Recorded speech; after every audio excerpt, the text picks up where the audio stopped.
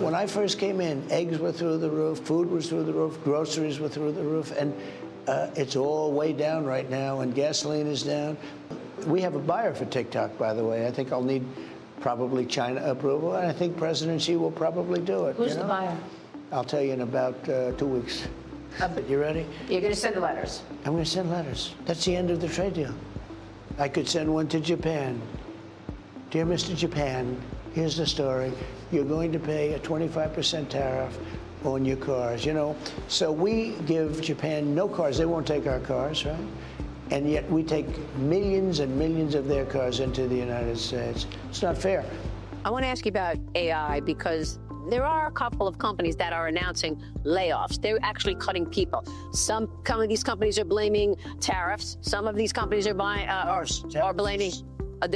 a consumer slowdown, and other people are blaming AI. Okay, you've got Procter & Gamble. Tariffs is what's bringing the companies in.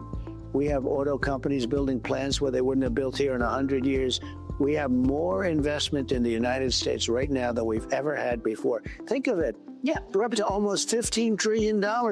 Look at this guy from last year. What kind of numbers they were to people leaving? They weren't coming in. Now they're coming in. Like you've said, you brought wealth back to America. Wealth and spirit back. We have spirit.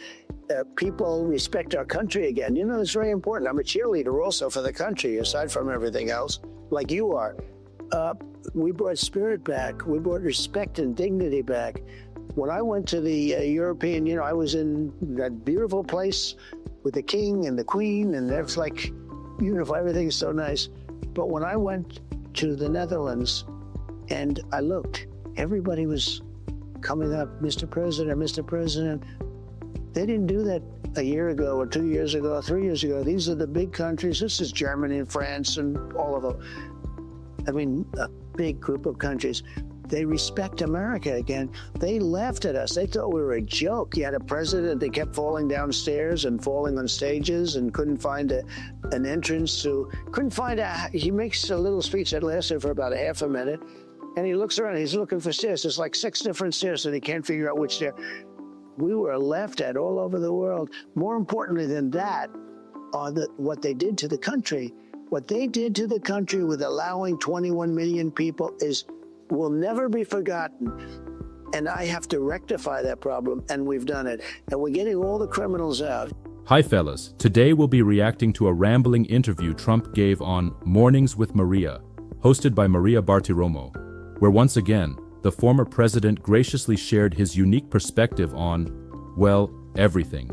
It's truly a masterclass in economic wizardry and geopolitical prognostication, delivered with an air of unshakable confidence that simply demands our awe. We open with the usual humble declarations of economic miracles. Apparently, under his watchful eye, egg, oil, and gasoline prices have spontaneously decided to descend, while wages, in a burst of patriotic enthusiasm, have joyfully ascended. And the stock market?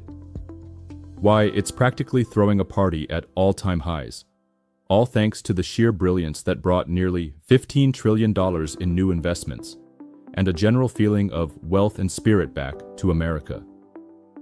It's almost as if economic cycles and global forces are mere trifles when faced with such unparalleled policy genius. And for anyone who dared to doubt? Well, as he so subtly points out, even the critics are now just going to bank on Trump because I have been right about everything practically. Who needs evidence when you have such a compelling self-assessment? Then, of course, there's the groundbreaking revelation that the solution to complex international trade is simply more tariffs. Forget tedious negotiations or intricate agreements. A series of sternly worded letters to 200 nations demanding a 10% to 50% tribute will evidently streamline global commerce beautifully. And if China's products weren't selling because of high tariffs, fear not. He, in his infinite generosity, helped them by reducing said tariffs. Truly, a humanitarian gesture disguised as trade policy. On the international front, one can only marvel at his diplomatic prowess. Not only did Saudi Arabia suddenly decide to assist with US energy production out of sheer benevolence, but it seems Vladimir Putin and Ukraine are secretly eager to end their war. a fact apparently overlooked by every other international observer, but keenly perceived through the lens of lower oil prices. And the Europeans, those formerly scoffing Germans and French. Why? They now respect America again, abandoning their former habit of laughing at us, as if we were some sort of international punchline. It's a wonderful transformation, achieved, one presumes, by sheer force of personality, and of course, the ever-so-simple solution to the complex TikTok saga. A big technology company in America is poised to snap it up, pending the swift approval of China's President Xi, expected within about 2 weeks. Ah, the famed 2-week timeline. It's truly a marvel how every complex international negotiation or impending deal seems to crystallize into this perfectly manageable fortnight. It's almost as if it's a magical period, just long enough to sound imminent, but short enough to avoid rigorous immediate scrutiny. A consistent testament to the precise and predictable nature of global affairs, always culminating in that perfect bi-weekly window. Adding to this delightful precision, we are also treated to his unparalleled understanding of diplomatic nomenclature. When discussing future trade with Japan, he outlines his plan to address them directly. Dear Mr. Japan, here's the story. Such a charmingly informal, yet deeply respectful, way to address an entire sovereign nation and its leadership. Who knew that centuries of diplomatic protocol could be so efficiently condensed into a single, endearing appellation? It truly simplifies international relations when one can just refer to an entire country as if it were a genial neighbor. Finally, we arrive at the rather reassuring news that the problem of 21 million people, a remarkably precise figure, wouldn't you agree? Entering the country has been rectified, and all the criminals are being promptly gotten out.